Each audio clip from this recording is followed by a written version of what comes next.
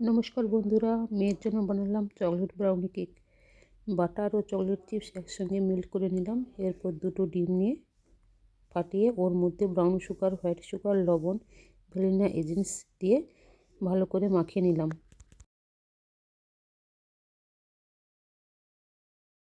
চিনিটা তাড়াতাড়ি মেল্ট হওয়ার জন্য উষ্ণ গরম জলে ভাপিয়ে নিলাম।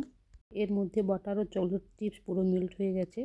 এবার হ্যান্ড ব্লেন্ডার দিয়ে ডিমের মিশ্রণটাকে ভালো করে মিশিয়ে নিলাম 10-15 মিনিট ধরে।